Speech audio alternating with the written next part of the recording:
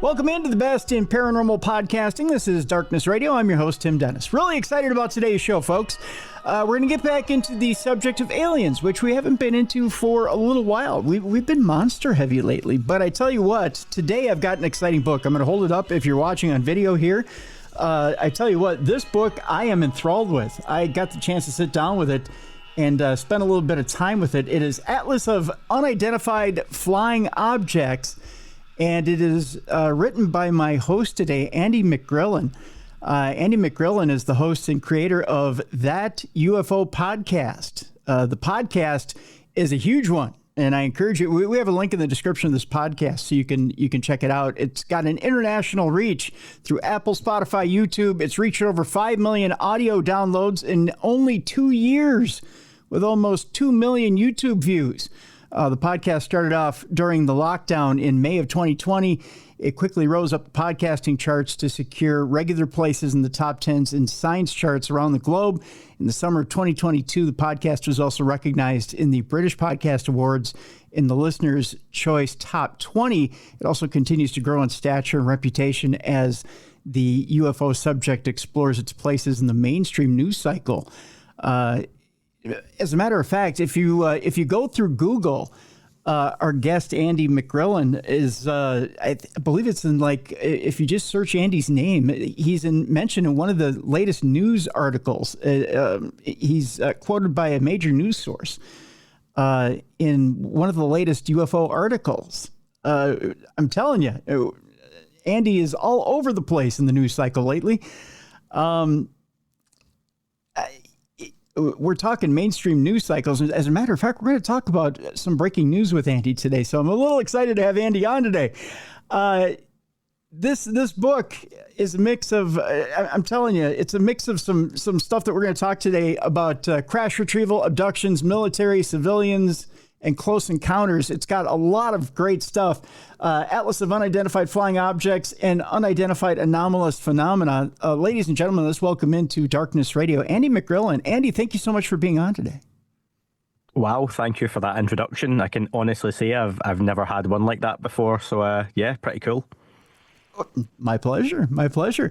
So, Andy, first of all, I got to tell you, I want to compliment you on how detailed this book is, and the fact that you've broken it down into different types of experiences, different sub-genres that we can go to. And first of all, it's a gorgeous book, a detailed book, gorgeous book, and the fact that we can go to this book and realize one thing that really should scare the hell out of people, that this is not a localized phenomenon. No one can go to their area and say, you know what, we think we can claim that we're the UFO capital of the world. There's no such thing. It should scare people that this is a worldwide phenomenon, and it happens quite frequently everywhere. Yeah, that's something I can't take credit for how nice the book looks. There was a team who worked on it in terms of the cartographer who dealt with the maps. There were folks who went and researched the pictures for me. I obviously made suggestions and gave some indications as to things I would like in there. But for copyright, they've got to be careful. There was a copywriter who went through the dialogue to make sure whatever I had written made sense. And I think I gave her a pretty hard time in some of the post editing for, you wrote this but then wrote this, which one makes more sense? So thank you to everyone at Ivy Press and Quattro who made the big difference there. So yeah, they have made a beautiful book, and I just put the words into it. And thank you for the nice kind of words about it. It's the first time I said to you, Tim, the first time I've seen the book outside of the one over my shoulder. Mm-hmm. So it's kind of like it really exists now, and it's not just a thing that I have, which is quite strange still. And regarding the international flavour to the book, that was something on the initial call about how the book came around. It wasn't something I wanted to do. It wasn't like, I've got an idea for a book, I'm going to write one. Do you mind me sharing the story? Is that okay? Please do, yeah. Yeah, so in 2023, there were some big hearings where a gentleman, David Grush, came forward, who was a former intelligence official, and he shared in front of Congress, along with two former pilots, the fact that he had spoken to over 40 witnesses as part of his role in the US government that there was unequivocal proof of aliens visiting Earth. His terminology was more around non-human biologics, non-human craft, that kind of thing. But he was talking aliens and UFOs. Let's call a spade here, okay? But we're both into the same kind of stuff. So a few weeks after that hearing, the publisher reached out to me on LinkedIn, I think it was, and basically asked if I was Andy that done the podcast. I was like, yeah, that's me. And then we got on a call and they were like, look, we've got an idea. We do a book series called Atlas of, and they've got some really successful books in that series. And would I like to write the UFO book in that series? And genuinely, I said to them, I'm not an author. This was 2 years ago. Like, I'm not an author. I can't really write. I mean, I can write, but, you know, it's not going to make any sense. There are far more qualified people than me out there who do wonderful work and who would qualify as genuinely being authors in all kind of subjects. But they were like, look, if you can put the information down, and I said to them, it would sound like me. I don't want it to not sound like me. It would have to be something that I would pick up and read. People that don't have time to read, you know, massive books and all that kind of stuff. It's not going to be, and I don't want to put people off, I was like, it's not going to be the greatest research book on the planet. For example, I've wrote a chapter on Roswell, which is, 12 or pages, 15 pages? But people write full volumes of books on Roswell. Sure. So it's to capture the flavour of these cases. And one of the big things the publisher really wanted from the get-go was it had to be international. They didn't want it to be just the US. You and I both know the US is probably the UFO capital of the world. In a sense, it's where everyone thinks of. Immediately you think of Roswell as the UFO case. However, I was really keen to break away from that, and I'd say half the book's probably US centric. The other half, you cover all the continents, or I cover all the continents in there even, and it goes to France, China, Iran, Ukraine, Russia, all these different countries. Putting Ukraine and Russia there together was a bit of a faux pas, but yeah, how things are at the minute. So it does cover the bases, and there was a whole lot more I could have written about and for. I'm glad I didn't have to, because if you want to go into detail, Christ, it was fun writing a book, and it may be my only book, so enjoy it.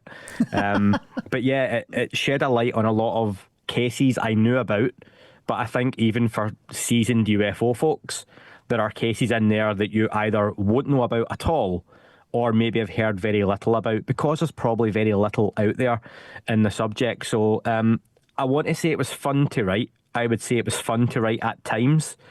It did take me the best part of 18 months. I started writing it around this time in 2023, with me submitting it finally back in February of this year. Okay. So, yeah, and for those who don't know me, I have a family, I've got 3 young children, I've got a full-time job and a podcast. Wow. And I decided that wasn't enough and threw writing a book into the mix as well. So it's the culmination genuinely of blood, sweat, tears, some maniacal laughter, and yeah, a little bit of hard work here and there thrown in. Well, on top of that, I mean, okay, I'm gonna give people a little bit of a peek into your world too. You're on top of that, you work out and you do fitness too. So I mean, it's not like, you know, it's not like you had any spare time in your life. And then it's not like this is a small book either. Atlas of Unidentified Flying Objects and Unidentified Anomalous Phenomena is no pamphlet, my friend. I mean, there's a lot of good information in this book. So I'm glad to hear that. Yeah. Yeah. So this is no light project. I mean, you know, it's good stuff. And so, you know, you didn't just, and you didn't, okay, I'm going to go ahead and just say it, you didn't half-ass this, right? So, no. You know, you put a lot of hard work into this. Yeah, do you know what? I'll be self-deprecating enough at times. It's a very Scottish way of being, but I did do hard work when it was called upon. There were genuinely a few times, it's probably cliche to say that I thought I might just mail the publishers and say, look, I can't finish this. It's too much work. Probably getting it started was difficult. And then maybe got a little bit of a head of steam up. And then I think I got maybe a quarter of the way through it. And I was like, God, this is just taking so long. And then you have days where you're not motivated to do it because you've got a million things to do. And then sometimes, I'll start it next week becomes I'll start it at the end of next week. I'll start it next month. Do you know what? I'm really going to get into it the start of the month after. And before you know it, you're getting behind. And I spent a lot of afternoons, a lot of nights, which my wife will attest, going to kind of coffee shops, Starbucks being my vice at the time, and literally just cracking out as much as I could. I tended to try and watch a documentary or two, watch some clips from different YouTube shows that would maybe talk about a case, and then do a little bit of reading around it, some articles, things like that. Then I would start to put stuff together and just chip away at it from there and be like, okay, this reports this, these are conflicting views, can I find the right thing? And if I couldn't, then, report that within the book to say, actually, and I think trying to be honest about it as an amateur in terms of being a researcher, or if you want to call me an author, I'm doing that. It's difficult. So just to be able to say, and it's trying me to be authentic. Look, I couldn't find which of these two things was correct, and I'll give you an example. Sure. One of the cases in the book is China or Guangzhou? Now, whereas, let me just find it. Oh no, Kofu, Japan. I think it is Kofu, Japan. Sorry. Yeah. Like I say, it was 2 years ago, and there's a couple of young boys who have this incredible encounter of a UFO, and because of where it's from.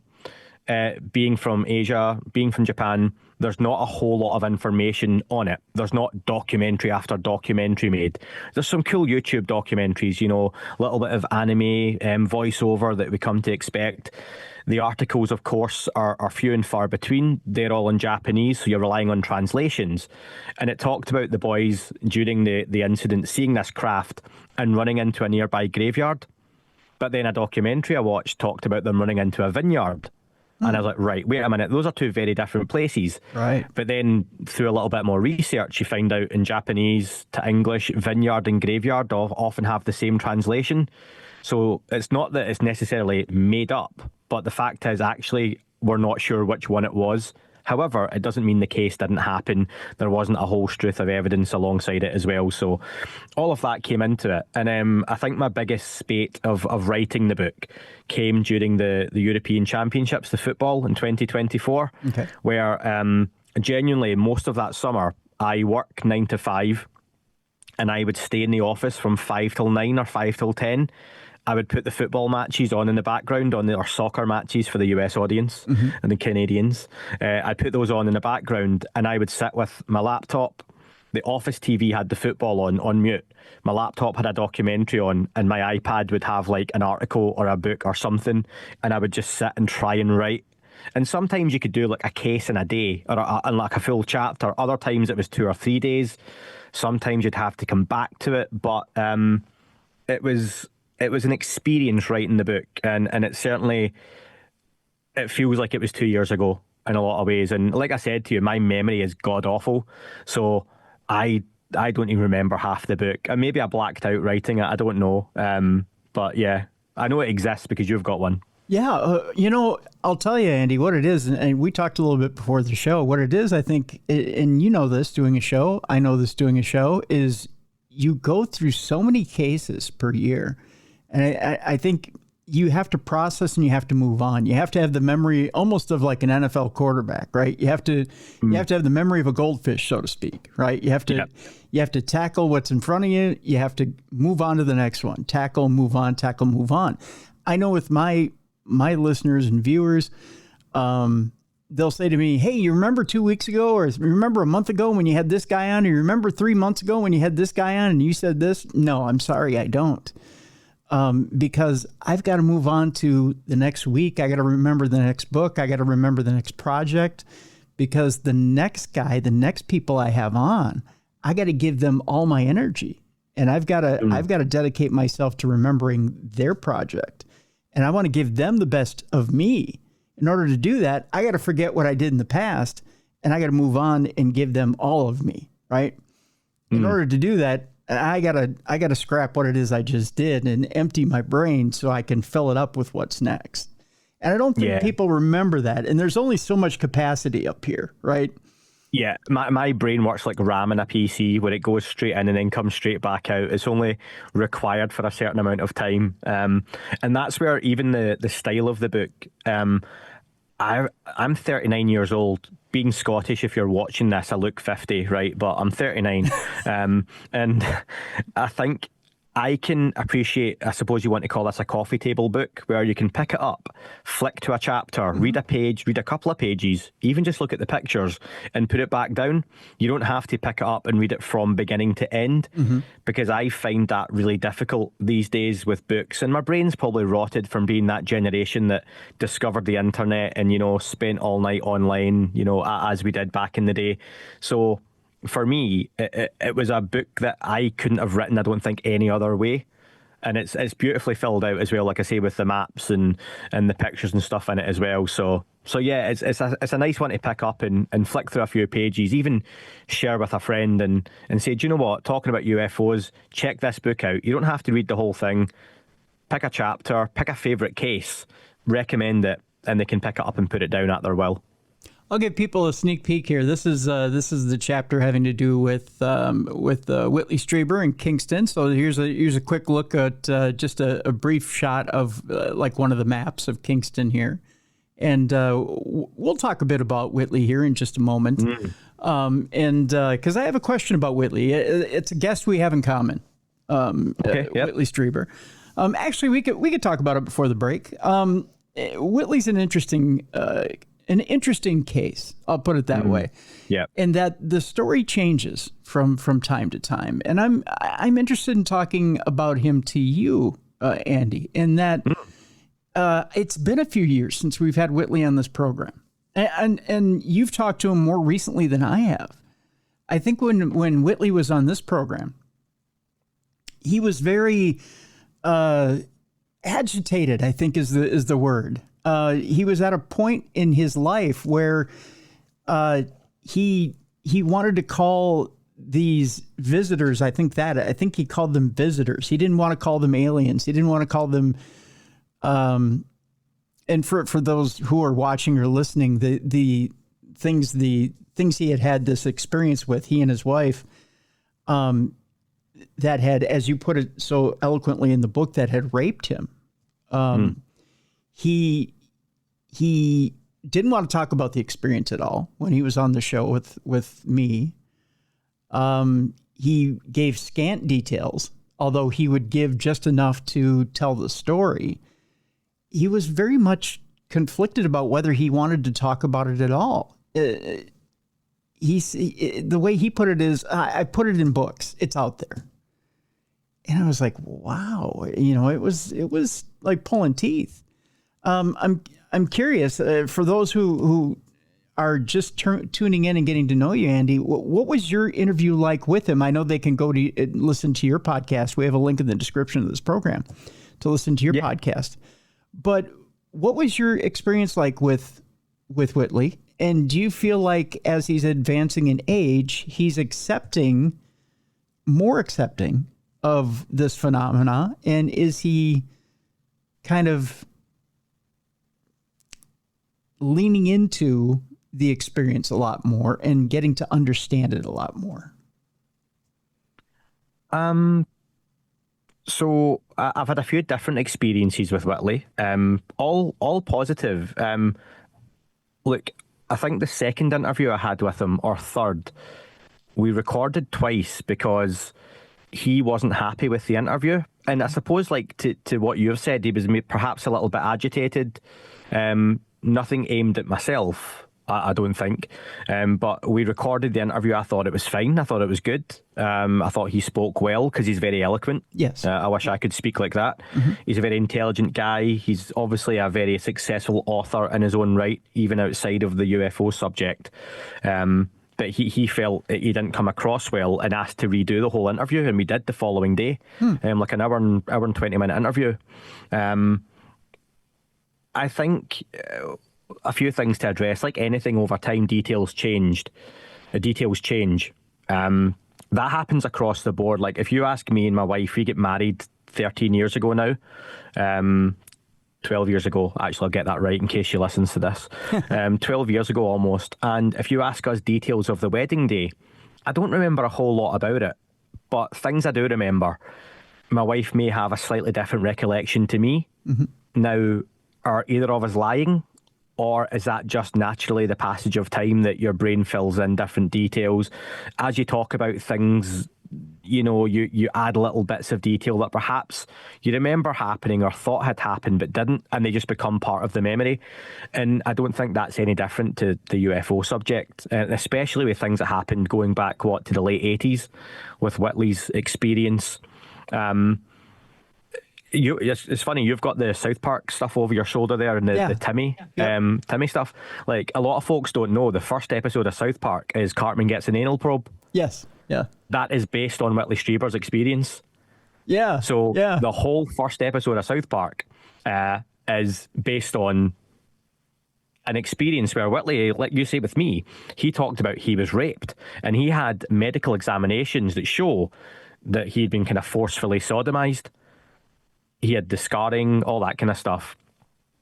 But South Park made fun of it. South Park got famous, and I love South Park. So, you know, with me, humour-wise, nothing's off the table. If you're going to laugh, you've got to laugh, but hey-ho, It's 2025, not everyone feels that way. But you can appreciate then, if you're Whitley Strieber and you share this story, there aren't many things in 2025 left in the world that is potentially a crime. Well, I say potentially a crime. Rape is a crime. Yes. But there's not many things you could come out in public and say that would be laughed at other than something involving aliens. So for someone to come forward, I think it still does affect him clearly. There's a lot more detail to the story over the years, and further incidents have happened. It's Whitley's to tell, you know, his wife passing away, still being in contact with his wife's spirit. Yeah. Those visitations have stopped. I would recommend people go and check out your interview again, Tim, with him, my interview with him, other people's, and I think it gives you different views, and that's why I love podcasting, because 5 people should be able to interview one guest, and if they're doing their job right, you'll get 5 different interviews. 85% of the content may be the same and may sound similar. You should always be able to get 10 to 15% out of that person that's different, whether it's a follow-up, a different tone, a different perspective, because your experience in life is different to my experience in life. Right. And your experience in the paranormal, you know, whether it's Bigfoot, cryptids, UFOs, ghosts, whatever it is going to be different to any opinion I have on that, probably. And that hopefully draws out a kind of different essence from the interview. And I think that's probably important in all of this, that anyone doesn't watch one interview and judge a guest off of it. Right. People can have off days, people can have good days. I personally never had like a bad interview with Whitley, but I can appreciate where skeptical folks, and I always like to think I can look at both sides of the coin, and I think that's important, talking about, you know, the paranormal, if we're going to get umbrella this whole phenomenon, that you have to be able to say, why would someone be skeptical or wary? Well, intellectual author, best-selling, worldwide smash hit author, claims to have had UFO experience and writes international bestseller about said experience. If anyone could make that up, why wouldn't it be someone with that capability? And I'm far from saying Whitley did, but I can see where folks are skeptical. But then you can see how that potentially weighs on a Whitley Strieber, that experience, if indeed it did happen, and it happened how he's written it and communicated it, has been made fun of, has been ridiculed, and still 30 years later is the subject of ridicule.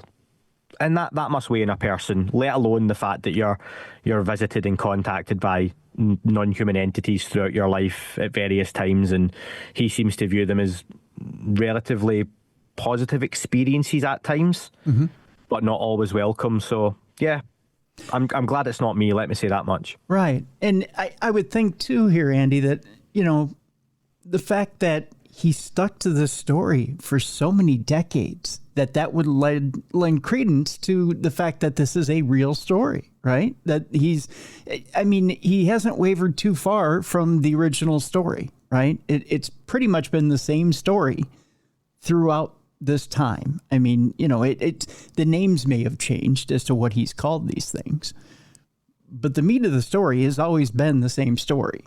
It's not changed. And I think with that, anyone who's skeptical about what's happened to Whitley, and the emotion of the story has always been there. I mean, he's always had that same emotion, that raw anger, that raw, well, let's face it, it's anger. It's that raw violation has always been there with Whitley, right? And you don't get that for someone who's making up an experience. So I would think that alone would tell people that what he's been through is real. Interestingly enough, my co-host, one of my co-hosts, when we were doing Supernatural News yesterday, was talking about another experiencer, and we'll talk about him when we get back from the break, and that's Travis Walton, who's also featured in your book. So when we come back, we'll talk about Travis Walton and in that case as well. Travis Thorpe, my co-host, and I, I've hung out with Travis Walton many times at different conventions. Another person I believe has truly had an experience and truly has had that run-in with extraterrestrials. And you talk about someone who's had an experience and authenticity. You look for authenticity in a person. Travis Walton has that authenticity. And again, refer to yesterday's episode for Travis Thorpe's story as to why he thinks that Travis Walton has that authentic experience, or why he thought he had that authentic experience. It's quite the story. Here's the book, folks, and it is a good one. Again, Andy McGrillen is our guest. The foreword is by D.W. Pasulka. It is Atlas of Unidentified Flying Objects and Unidentified Anomalous Phenomena. Ivy Press is the publisher. We have a link in the description of this program. When we come back, we're going to talk about Travis Walton. We're going to talk about some other cases as well. It's broken down into sections: crash retrieval, abduction, military, civilian, and close encounter cases. So when we come back, we'll talk a little bit about maybe some of each. And also, we'll talk to Andy about some breaking news that's happening as we speak. So that'll all happen when we come back with Andy McGrillen right here on the best in paranormal podcasting. This is Darkness Radio.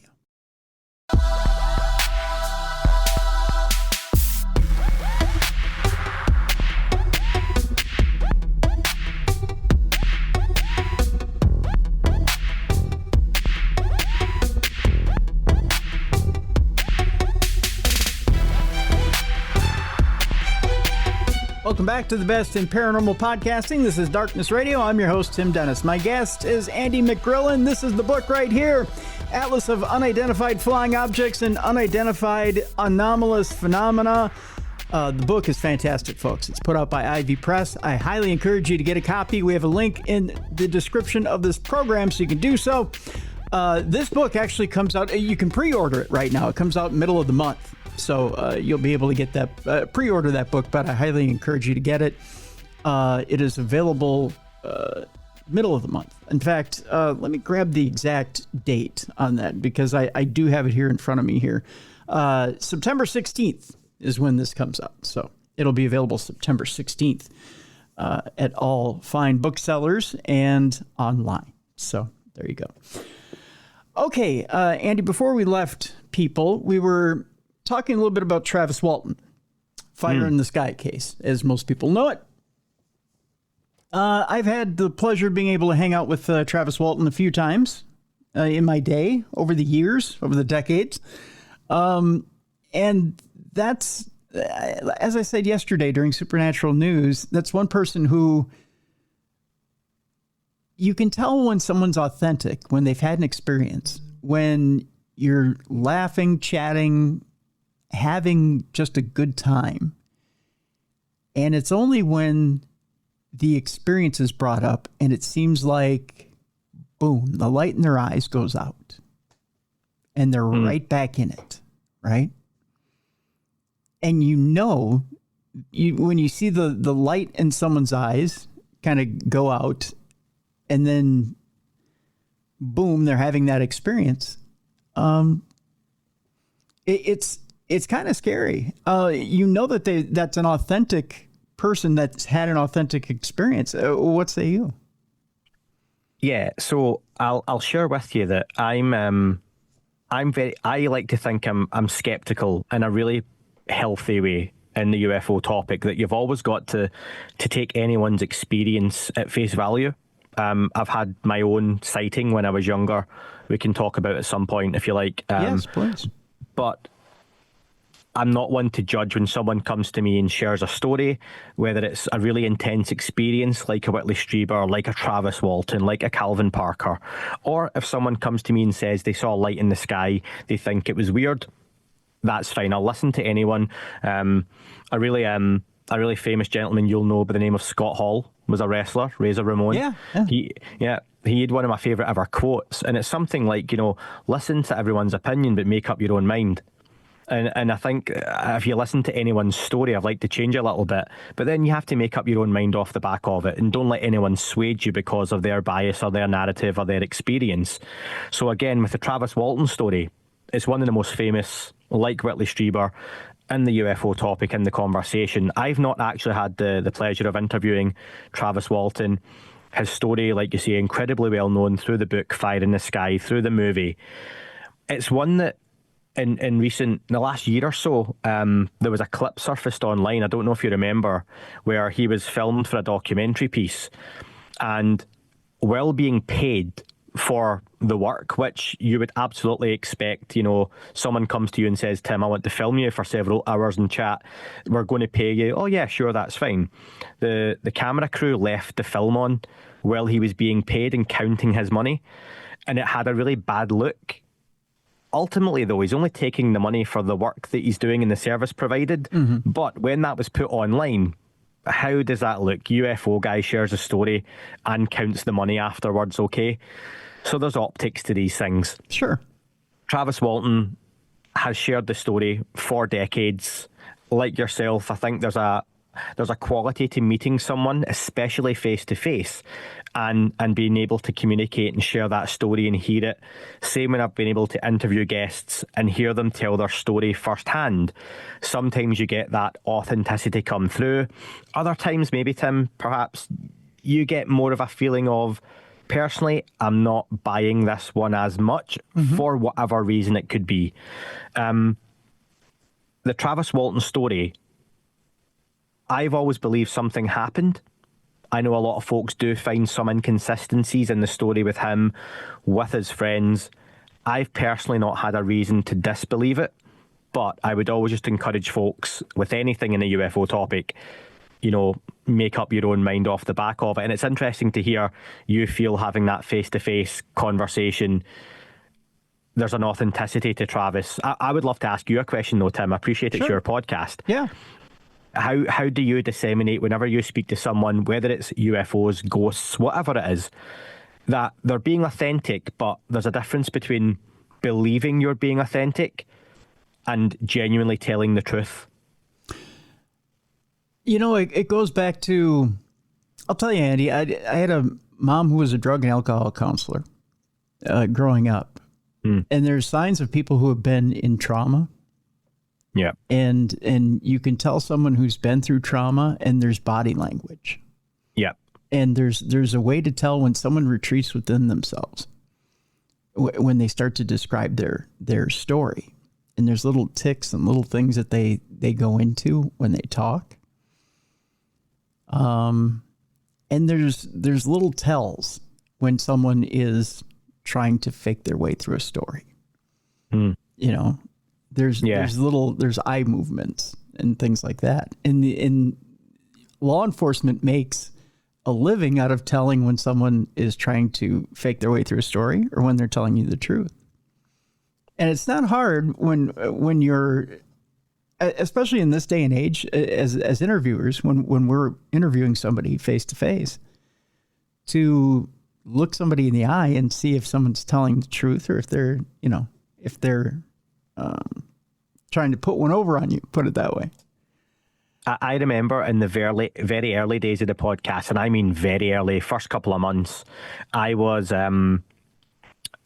given someone's name for research to look at them being a guest potentially. They were recommended to me by someone who I'd interviewed, and long story short, they invited me to a UFO group. It was virtual at the time. I started the podcast during COVID, like you mentioned, so everything was virtual. We were all working from home, stuck at home and whatnot, and I sat online in this UFO group one evening, and the gentleman in question began to share his story. And just the way he was talking, and I'm no expert in psychology or mental illness, anything like that. I would never claim to be, not my wheelhouse. But you just get enough signs that there's a lot more behind this than maybe a genuinely alien or non-human experience. Maybe there was that to it, but I was just getting the sense that this isn't an avenue I want to go down. They began to share a story that involved let's just say a really bad childhood trauma. Yes. Yeah. And that's when this stuff started. Mm-hmm. And for me, I was just like, that's not an avenue I want to go down exploring, and wish that gentleman all the best. A couple of years after that, I listened to a radio station in the UK called Talk Sport, which, funny enough, talks about sport. I'm a big football fan in the UK. And they have like a late night sports bar where it's very much late night radio, 10 p.m. till 1 a.m. The audience is predominantly that London cabbie, late night drivers, truckers, all that kind of stuff. People listening to this who are driving long distances, throw on a podcast or a whole lot of shows. And they mentioned they were going to, because they get kind of quirky and kooky guests on now and again, they mentioned this gentleman was coming on the podcast to talk about UFOs. And I just shuddered. And they ripped him to bits because it's quite a humorous show. And this guy was clearly not the type of person that should have been exposed to that type of. And I think even they clicked pretty early on. Yeah, this isn't the guy to be doing it. And I knew it was going to go badly. So yeah, I think there's certain things where I'm like, there's, like you say, there's tells, and especially if your mother had that background, drug and alcohol counsellor. Yeah. You just get to know certain things. And I think that's always something to be very wary of in the UFO topic. Well, there is a thin line, right? There's and we know that from, like, say, here in America, you've got Coast to Coast AM, right? And I'm sure you've heard it over there too. You've heard Coast to Coast AM, and you do whenever they open lines, you do hear your share of people who probably are calling in and do have mental issues, and they're calling in because they really do need to unburden themselves. And they're probably making up a story because they want to fit in, or they want to be heard. You have other people who have genuine paranormal experiences that need to tell their stories. Now, to be able to discern that, it does take a certain amount of skill, and it takes a certain amount of a gift, right?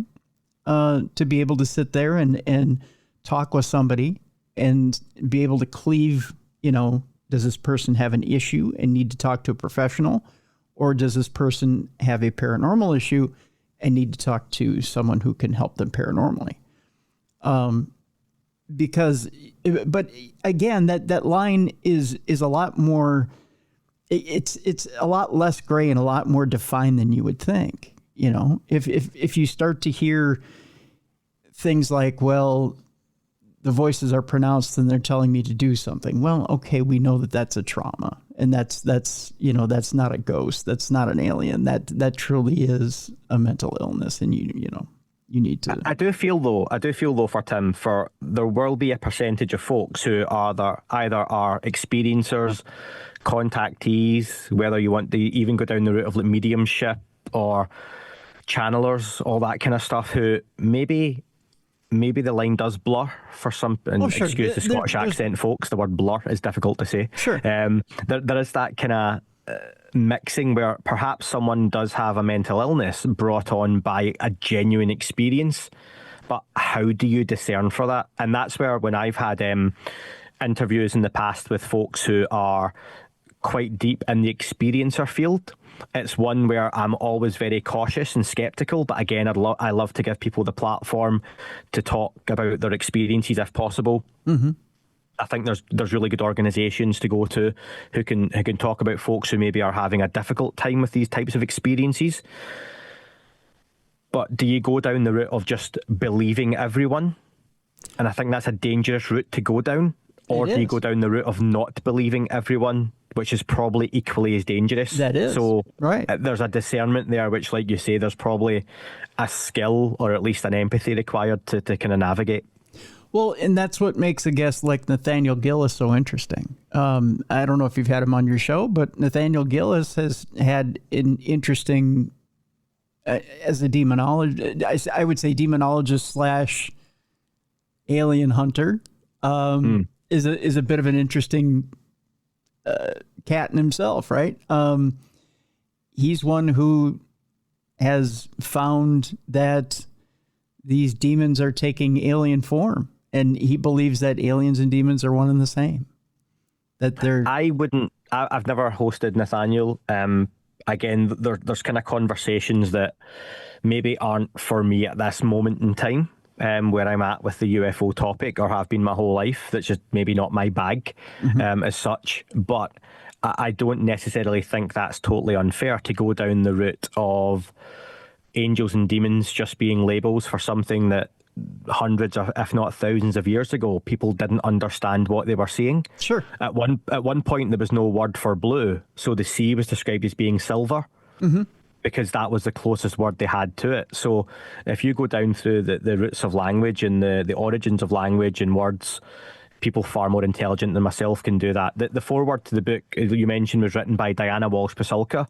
Diana Pasulka's been on the Joe Rogan podcast now several times, a religious history professor. She is wonderful and speaks so well about the UFO topic. She famously wrote the book American Cosmic, which is like a huge bestseller and very well known across the UFO world. And she goes into that background, having visited the Vatican's archives and that religious background she has, where she pulls on, this could be an example of something that perhaps is non-human. Here's where things get mixed together, and who's to say this phenomenon, whether it be a spirit, an entity, a jinn, poltergeist activity, an alien being, I do hasten to use words like sprites and fairies because they have certain connotations, but those are largely down to modern media. All of these things, when you go back far enough, have a lot of very similar tropes, a lot of very similar themes, a lot of similar looks, and a lot of occasions as well. And perhaps these are just the way over the years they were bastardized across religions, mythologies, folklore. And that's where you become, if I say fairy, you think Tinkerbell. That's a Disneyfied image. In the same way Santa Claus, you think of a certain look, that's Coca-Cola. If most folks know that now. One of my favourite analogies, if you'll let me, sure, is that if I ask you what noise does a frog make, most people will say a ribbit. And it's actually, most frogs don't make that noise. I think it's something like 3% of the world's frogs make a noise that sounds like ribbit. That's because the frog local to Hollywood back in the day made the noise ribbit. So whenever you heard a frog in a Hollywood movie, it made that noise. However, 97% of frogs make a croak. But because of a Hollywood bias, we have this idea in our head of what a frog is. So now amplify that across the paranormal world, UFOs, aliens, any number of different narratives. You've got a Hollywood depiction of what that is. And I think that's why if you say to someone now, I don't discuss fairies on the podcast, I'll use that as an example. Okay. Oh, here's some pictures of fairies, or someone's talking about having an experience with fairies. They'll laugh because they think Tinkerbell, they think Peter Pan. That's a fairy, not the traditional folklore version of what a fairy would be, which is that a label for alien, whatever it may be down the line. So, yeah, it's an interesting aspect of the topic. Well, and forgive me, the only reason I bring Nathaniel into the conversation is this, and that is because he had an experience himself where he was possessed at an earlier age, and the demon itself presented itself as an alien. So that's the only reason I bring that into the conversation. Yeah. So that's neither here nor there. Switching things up a bit. And then we'll get back to the book itself, because I want to talk about one or two other things here in the book, and specifically about experiences. I had teased earlier in the program that there was some breaking news that was happening in the actual UFO world. You had brought up David Grush earlier in the program. One thing I want to ask you before we get into the breaking news that's happening around the world is this. I've always, we've had discussions on supernatural news between myself and Travis Thorpe about what happens with these whistleblowers when things settle down on Capitol Hill. I'll put it that way. Luis Elizondo's come forward and he's brought quite a few things forward. My concerns for David Grush, I get a bad feeling, Andy. I really do. Because it seems to me like these lawmakers are playing around, but they don't really want to get anything done. I mean, no one's ever said, you know what, let's look into USOs. Let's look into abductions. No one's ever said, you know what, let's bring in abductees and get their experiences. Let's dig deeper. Let's really get some solid evidence. That's not going on at Capitol Hill. It's just, just bring your stuff forward and we'll take a look at it. Yeah, so a few different things on that, and it's an interesting aspect of the UFO conversation. Let me say, if I have a conversation with a colleague at work, my day job, about the UFO topic, I don't go around advertising the fact I have a podcast, okay?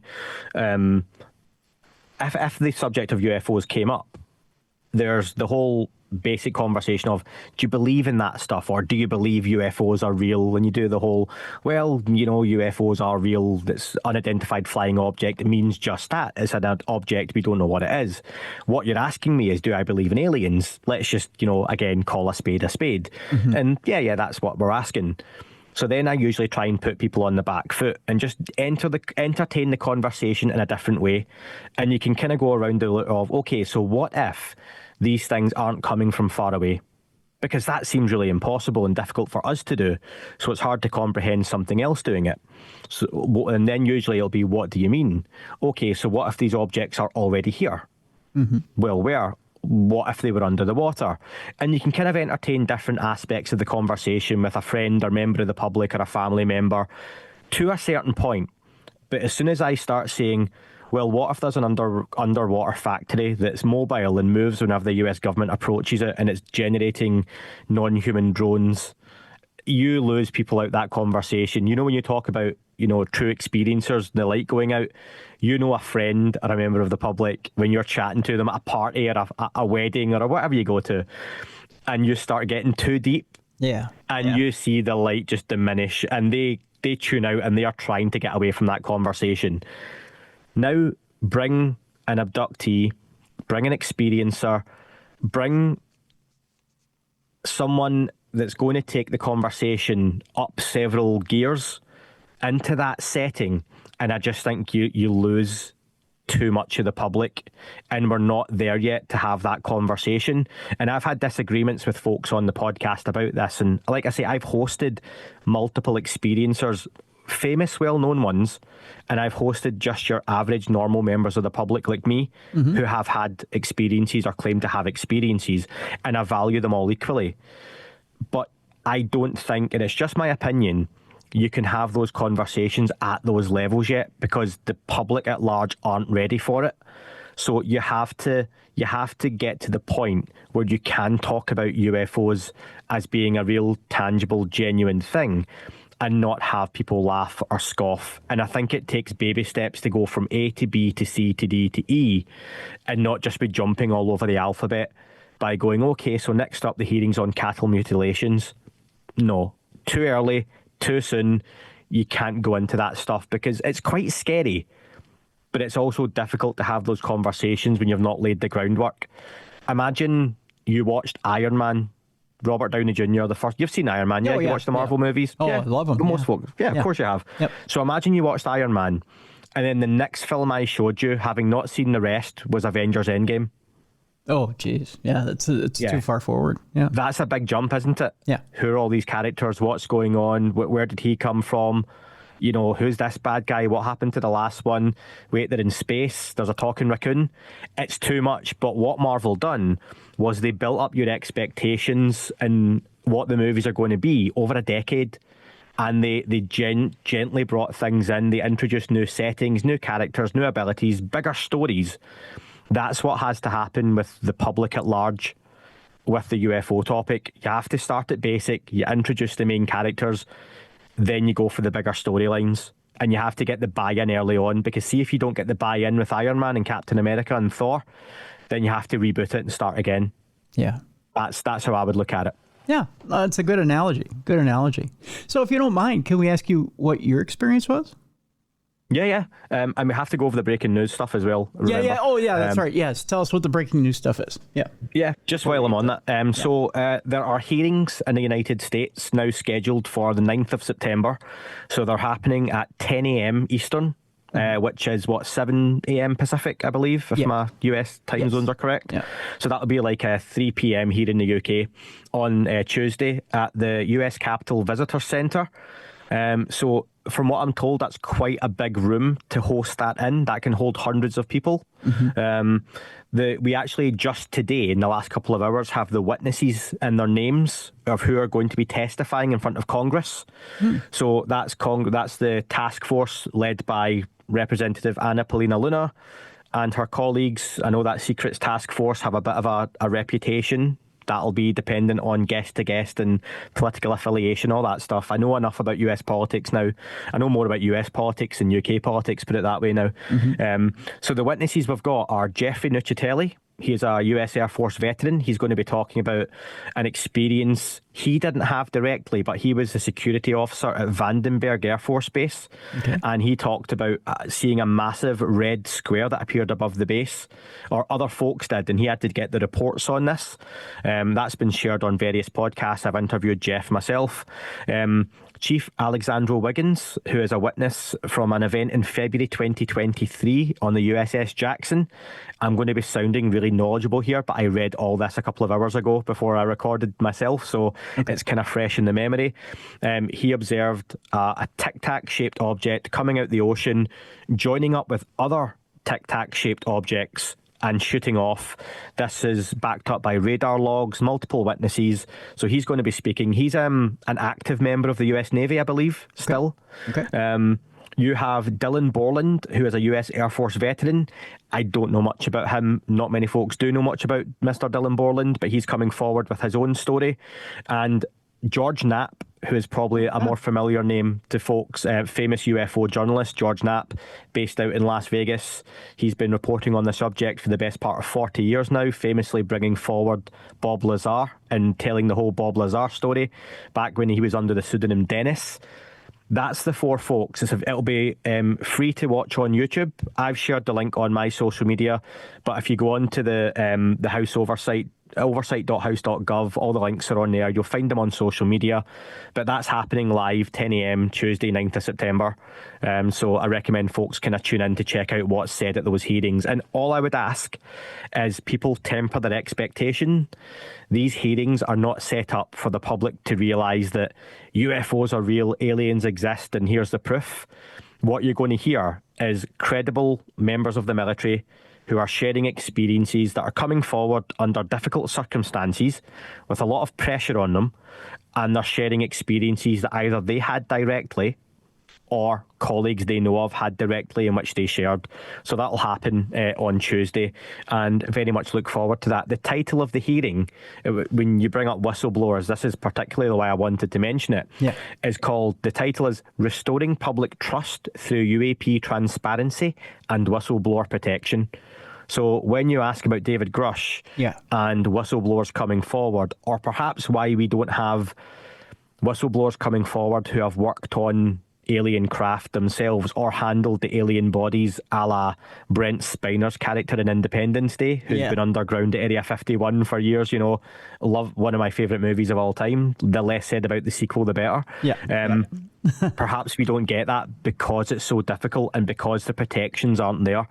Because look what happened to David Grush. He came forward. He shared his story in front of Congress. He did make waves around the world. In the UK, our media don't really report on the subject at all. For only a couple of days after David Grush came forward, I had serious mainstream journalists call me, and radio outlets and TV outlets, and I'm very grateful, but that's how the book came about, you know, the one very kindly, Tim, you're talking about on the podcast, and yes. hopefully people pick up a copy. But that all came about off the back of David Grush's comments and him being brave enough to come out and share those stories. So he then had a lot of repercussions. He's appeared on the Joe Rogan podcast, and he's shared a story on one or two other platforms. That's it. He's not done the podcast rounds, unfortunately, for people like me and you. He's not got a book deal yet. He's not been on major news networks sharing his story. He's working now for Representative Eric Burleson as a consultant in the background, doing his work quietly. He had a slander campaign against him. Jeez. From a journalist who managed to FOIA, which is notoriously difficult to FOIA anything with the US government, but they managed to find within 24 hours notice some very sensitive medical records that they shouldn't have been able to find, which talked about PTSD, David Grush's past, to defame him and slander him. Now, folks, you can put your own two and two together there, that government employee comes forward, talks about some really sensitive UFO stuff. Next thing, he's been slandered and dismissed online with information that would be very, very, very difficult to find unless someone told you exactly where to look. If I had a dime in a Walmart, and I'm going to use my US terminology here for your audience. Please. If I had a dime and I had it in a Walmart, in a random place under a tin of beans on a shelf that I had moved at the back of the store, and I said to you, go and find it, Tim. Now, if you came back to me within 3 minutes and you had that dime, I would almost guarantee someone told you where to look. Yeah. That's what happened with David Grush. Jeez. You know, I'll tell you, Andy, I'm almost happy that George Knapp's going to be at this hearing, because there's a lot of gravitas to having Knapp there. One, because he's, I mean, not only does he have a huge national presence, I mean, not only with the Netflix show, with being on Coast to Coast AM, but he's a huge journalistic presence. I mean, he's been working for a Las Vegas station for decades, you know, and he's a huge investigative reporter. I mean, he's got a huge journalistic name. So, you know, for him to sit down in front of Congress and say, listen, I'm here to tell you, this is what I found. As a journalist, this is what I found. You have to believe me when I tell you. As a journalist, this is what I found. You have to sit and listen. He's a very interesting guy, and even before his UFO work, in my last interview, I've interviewed George a few times now, really gracious with his time. I can tell folks, if you ever watch an interview of mine, I've never had a guest ask for money that I've hosted. I've never paid a guest. So you've got guys who you might look at as being UFO famous or whatever that means to you. They've never been paid. They're giving up their time, and they replied to emails and text messages and have conversations with me out off their own back. And my favourite conversations with people like George Knapp are the kind of 10 minutes before and 10 minutes after the interviews, where they kind of chat to you, and I wish people could see and listen. They're not spilling the secrets of the UFO world to me, but just that authenticity you talk about, that I've had guests where the interview's done, bang, they're gone. They're very, and they don't owe me anything, but when someone takes their time to spend time with you just to chat and ask about you and how you are and what you're doing, and there's a genuineness to that. And for me, that's hard to fake and wouldn't make sense that guy's a government shill and this is a psyop and he's doing this for, well, not for me. Yeah. You know, so yeah, George Knapp for me is a wonderful guy and has done a lot of great work. Even he wrote about the mafia in Vegas. Yes. Decades ago. Yeah. And that was a really scary subject. When you talk about, you know, people going missing in the middle of the night, writing about the mafia in Vegas back in the 80s and 90s, you didn't do that, or otherwise you ended up underneath one of those casinos and no one found you. So George Knapp's quite the character, quite the cat, I think, as the folks would have said back in the day. Yeah, he could have ended up in a barrel in Lake Mead. He could have been one of those guys who ended up in the dry lake bed at one time a couple of years ago. 100%, yep. Yeah, but yeah, I mean, talk about a brave guy. You know? So what he brings to that hearing will be interesting, because what you've got is one second-hand witness, Jeff Nicchitelli, I believe is going to be second-hand, so he'll be sharing information based on conversations he's had. The other two witnesses, Alex and Dylan, I believe are first-hand witnesses sharing their own sightings, their own experiences, their own stories from active duty. And then you've got George, who is a bit of a wild card, because is he going to be there representing whistleblowers who haven't come forward yet, for whatever reason that may be? Their own protection, they're not ready to, or they would rather speak through George. Is he there to talk about the history of the subject and answer questions in a different way? He's going to be there for a reason, but like you say, I don't think there's many folks better who aren't first-hand witnesses to speak to on this than George Knapp. You know, even Mr. Rogers had to stand up in front of Congress and plead for money for public television. Even if George Knapp has to stand up there and just plead for Congress to take a look at UFOs, I mean, everyone needs a spokesman or a spokesperson. Yeah. So if there was a Mount Rushmore to speak in front of Congress, and it wasn't military folks because of the natural first-hand experiences, Knapp would be one of my four. Yeah. I got to think he's an incredibly strong voice, so I got to think that's it. So. Andy, let's get your experience. I want to get your experience with the UFO. I want to hear your personal experience and what happened with you. In the mid-90s, I can't give you an exact year because it was the mid-90s. I was about 10 years old, let's just say, and we have an organisation in the UK called the Boys Brigade.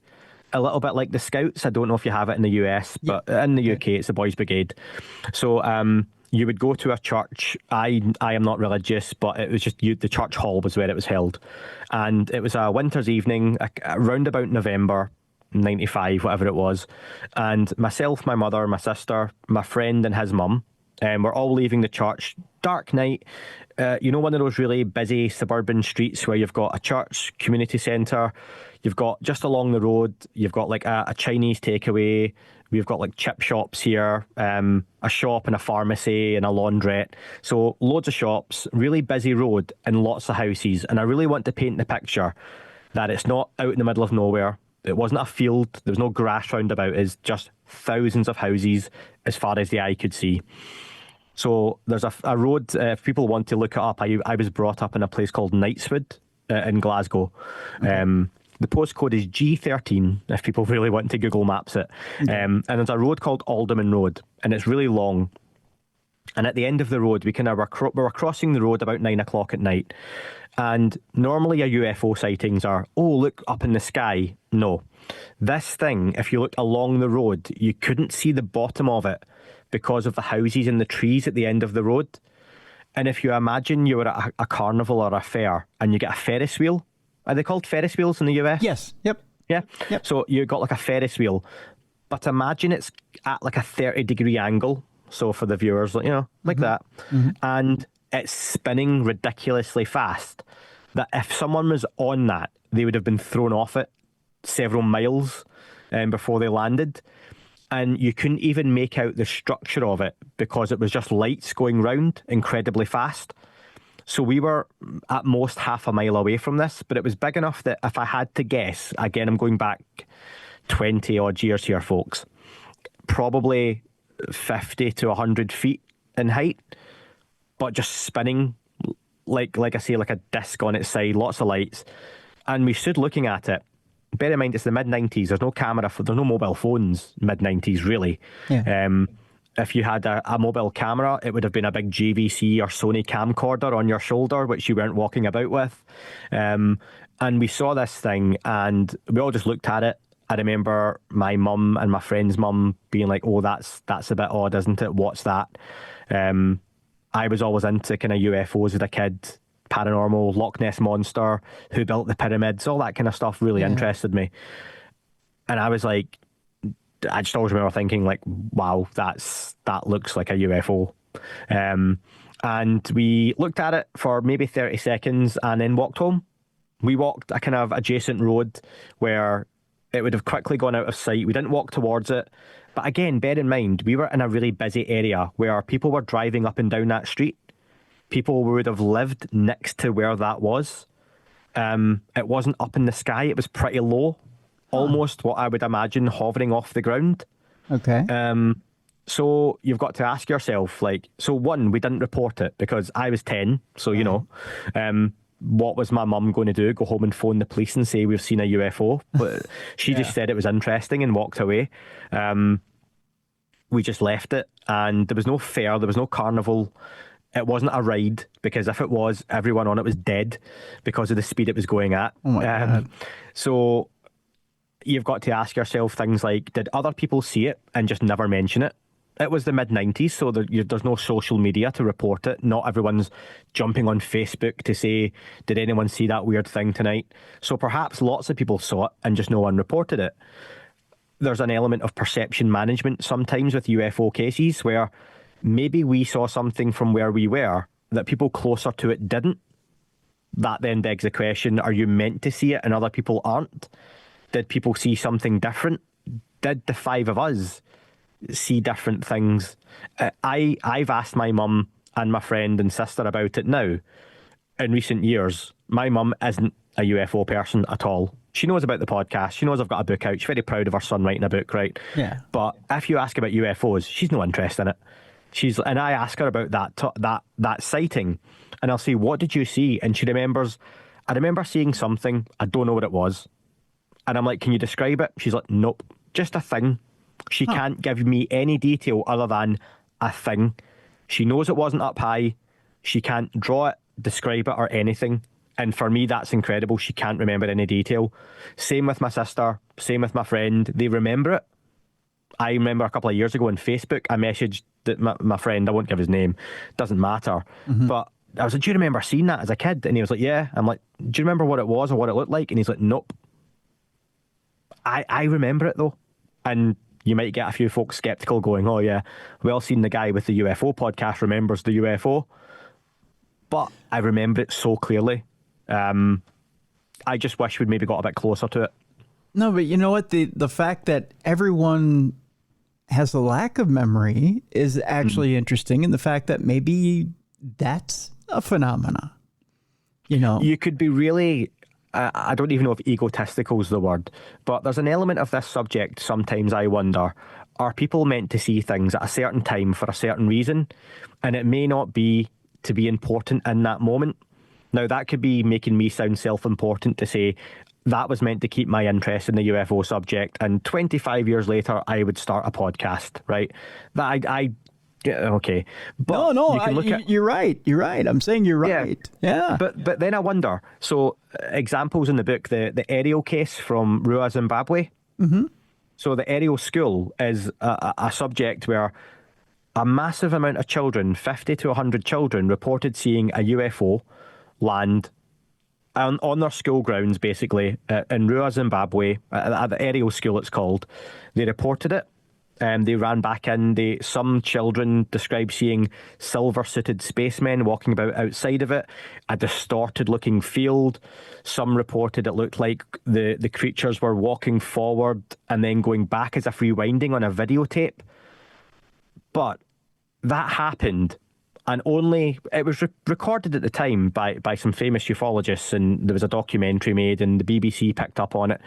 But only 20, 30, 40 years later did the subject really come to prominence. And you've got the Ariel School Phenomenon documentary by Randall Nickerson. Things like that come out, and the children who are now adults sharing their stories, and they will stick by, I saw this as a child. I remember drawing it. I remember the adults, our parents, being dismissive. The teachers in the school called us in to not talk about it. Years later, the teachers would come out and say many of them had seen the object and didn't want to discuss it. So the children were interviewed at the time. You can go back and watch their own their testimony. It was recorded, and you can see those same adults now speak like when they were children, and it takes them back to being that child. And they talk about being connected telepathically, some of them. Others got messages, some didn't. Some saw a certain thing. But did they have that experience for the time? Or was that experience had so it would influence them as adults to have a certain impact or a certain message or share their story in the 2020s or the 2030s at the right time? I don't know. It's a nice thought, perhaps a little bit romantic, but maybe there's an element of this phenomenon to that. No, I believe that. I believe that it's almost like a time release, right? Like it's a message that's planted for future use. A little time capsule and a memory. Yeah. As you're sitting there and you're putting that theory out there, the one thing that keeps hitting me over and over and over again is, did you, your mother, your friend, did you all have any lost time when you saw your UFO or nothing like that? No, like I remember. Again, it's a memory from 30 years ago. If I said yes, I'd be making it up now. Yeah, I hear you. It's literally, I think the memory now is, I remember leaving the church. I don't remember anything about the night because it's such a random core memory or, a thing I'd done 1,000 times. I remember seeing the object and walking home. I remember getting home and being scared. I lived in like a high-rise tower block, so 19 floors, 6 flats in each floor. Again, I don't know how common those are in the States for people to live in, but in Scotland and Glasgow, where I'm from, they were quite common, still are. It's where you put all the poor people, basically. Yeah. So it was a nice place to stay, but it was fine, bit rough. But I always remember if I had walked to the back stairwell that would be like the fire exit, I could have looked down onto the very area, and I would have been above the object if it had still been there. Really? And I was too scared to go and look in case it was there. Yeah. And that's a realistic fear for someone your age at that time. Yeah. And you know what? See, over the years, like I've shared on the podcast before, I'm no one special. I don't have remote viewing capabilities, anything like that. I lucid dream all the time. So I'm like, I know it's really uncommon, but I get very vivid dreams. I know I'm dreaming a lucid dream. I remember being in that flat where we lived as a youngster, and the wall disappearing and little greys coming into my room. Now, I could claim to have had an experience or an abduction or whatever, but was I just a child with a real big interest in the UFO topic? Because if I'm going to claim that actually happened, then did I also fight with the Avengers? Did I play for that football team I love? And that's where I'm always, I like to think fair with the UFO topic, take things at face value, but so yeah, but that sighting happened, definitely. It was very real, very strange, and I've not heard of many others like it, and it's something a lot of listeners reach out to me quite regular, and they'll share videos of other sightings and be like, this sounds like yours, and I've never really had any really close to what I saw, because it was like a Ferris wheel at a 30-40 degree angle, spinning incredibly fast. It was just lights. Wow. That was it. That's crazy. That's my, and do you know what I love about my own experience, and I think this makes me appreciate and if anyone listened to what I said earlier about experiencers or the orb phenomenon or anything like that, and I sound overly skeptical, I don't expect anyone to just believe me in what I saw.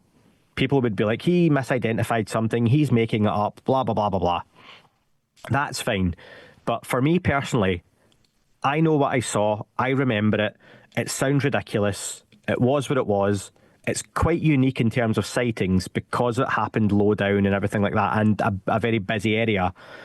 However, that helps me in the UFO topic. Whenever someone, a higher up, an official, a well-known personality lets you down with a statement or a sighting or their opinion, or an organisation or a group gets debunked, or a sighting or a video gets debunked, that's fine, because myself and tens of thousands of other people have had experiences, anomalous sightings, weird things happen to them, if we go over to even like the ghost side of things, weird apparitions, moments, feelings, chills, whatever it is, you can't explain, but they've happened.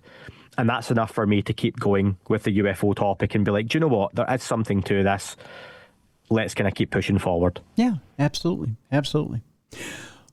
I tell you what, Andy, I think we're at the end of our time here, but God, I'd love to do this again. I definitely want to do it again because we've got so much more to talk about. This book right here, though, folks, I highly encourage you to go get it. There's so much more to talk about, even with this book. But I tell you what, we're gonna put it on ice for today. There's 5 separate subsections to this book that have so much in it. Any case that you can think of worldwide that has had any attention drawn to it. I was surprised, actually, Andy, before we leave people today, I was surprised at the amount of cases that I've heard of that have anything to do with anything in the world that you'd included in this book. The case from Iran that I remembered that you'd thrown in here. I mean, for one, that I went, oh yeah, that's right. The one from Iran from the 70s is in here. Famously got a lot of detail because of the pilots and intercepting the objects and going back that far. And just let me add, I know we're at the end of our time, and I will come back on whenever you like, Tim. I owe you one. And thank you to folks for listening to me for this long. But the older cases have this kind of wonderful authenticity. There's that word of the day, I think, for us on this podcast, because it's so easy now to dismiss something as a drone or top secret US technology or the Chinese testing out a new hypersonic, craft. If you're going back to the 60s and the 70s and even before that, there's a lot less you can put down to what something was traveling at 6,000 miles per hour or evading radar or spoofing someone. You're talking about technology that is generations ahead of what we have now, being flown back in the 70s. Yeah. And in cultures and societies that were far less understanding or accepting of the UFO conversation now back then. So I think there's like a nice spread not only of cases throughout the world, but through different decades as well. Right, exactly. And you put it eloquently there, Andy. You've got, like you said, a good spread from not only time frames, but also from different countries and from different subsections. So it's all in this book, Atlas of Unidentified Flying Objects and Unidentified Anomalous Phenomena. It's put up by Ivy Press. We have a link in the description of this program so you can pick it up. Andy McGrillen, I want to thank you so much for being with us today. Thank you for having me. It's been an absolute pleasure, as they say in the podcasting world. Absolutely. Pleasure's all mine. Folks, that's going to do it for this week. I want to, again, thank Andy for being here. And again, folks, I want to thank you for being with us. A couple of notes before we take off for today. One, I want to thank Troy Palmer, the executive producer of this program. Thank you, Troy, for everything you do. Two, I want to remind people, if you're listening to this program, you're not watching this program, you can check us out, the original Darkness Radio, on YouTube. And if you're confused as to where to find us on YouTube, it's real simple. Just go to darknessradioshow.com. Both the video and audio of this show are in one place. You just click on the title of the show that you're looking for. You'll see them stacked one on top of the other. You can get both video and audio in one place. That's at darknessradioshow.com. 3, are you looking for fun events and stuff to do? Well, it's real simple. Again, darknessradioshow.com. Go to the events page. You'll be able to find a couple of different trips right now that our partners at Mysterious Adventures Tours are offering. 2 of them during Halloween. One of them, Dacre Stoker, is taking all of you, if you choose to go with him, to Romania for Halloween. You can party with him at Bran Castle, right there, which is the what's a good way of putting this? Was the inspiration for Bram Stoker to write, not write, but to that was the inspiration for Dracula's castle. Was Bran Castle in the novel Dracula. So, but you're going to spend 12 days in Romania with Dacre Stoker if you so choose, or you can just choose to party on Halloween at Bran Castle. There's 2 different packages there.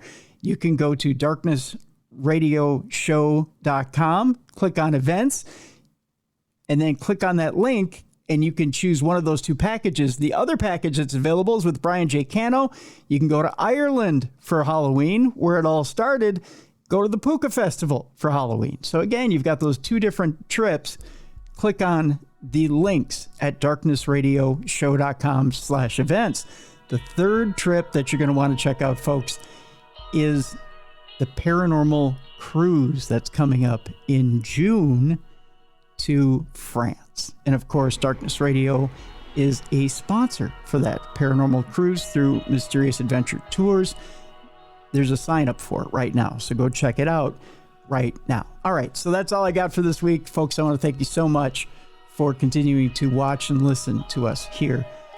So for Beer City Bruiser, for Mally Fox, for Jessica Freeberg, I'm Tim Dennis. Thank you so much for continuing to support us, for listening to us, to watching us right here on the best in paranormal podcasting. This is Darkness Radio.